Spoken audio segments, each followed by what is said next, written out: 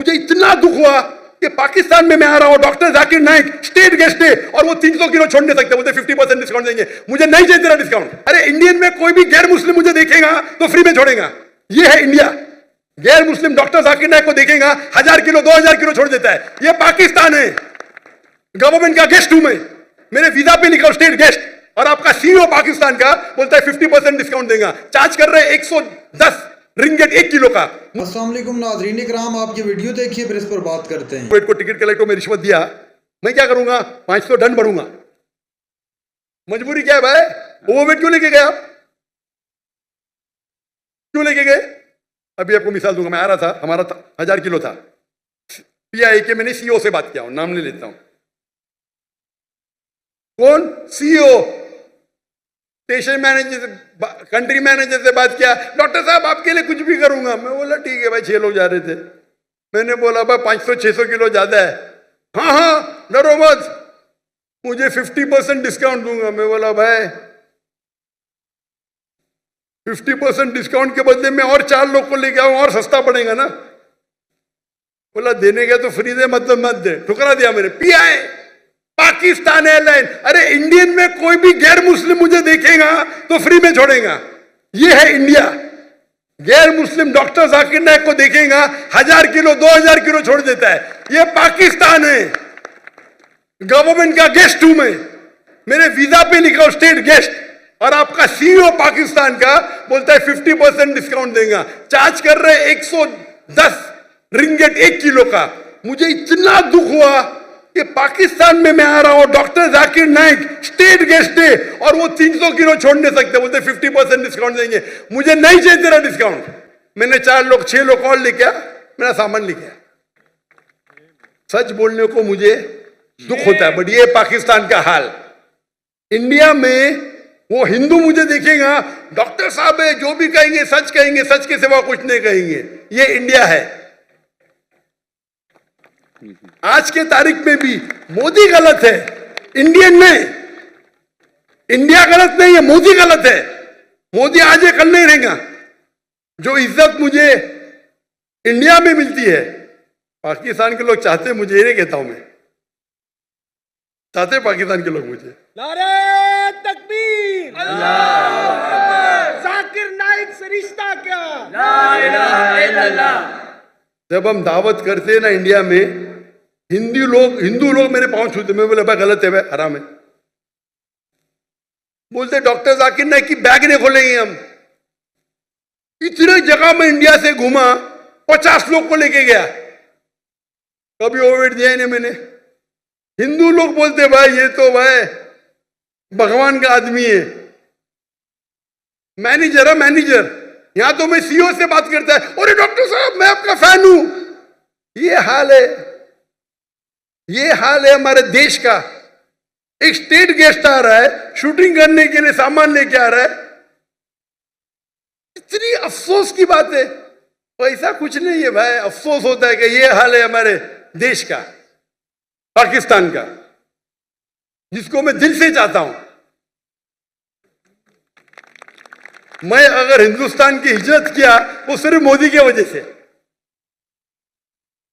जो मजा वहां आता है, और मजमा इससे बड़ा 10-10 लाख, वो 1 लाख बोला, गलत बोला, 10-10 लाख।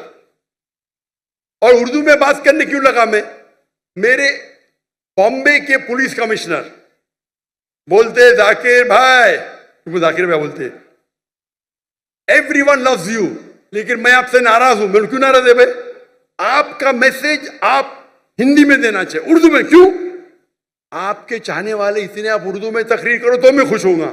तो क्योंकि बंबई का हिंदू पुलिस कमिश्नर 2004 या 5 की बात है, मुझसे जबरदस्ती कर आप हिंदी में उर्दू में तकरीर करो तो मुसलमान और हिंदू सुधरेंगे। और फिर मैं शुरू किया तकरीर करने का उर्दू हिंदी में,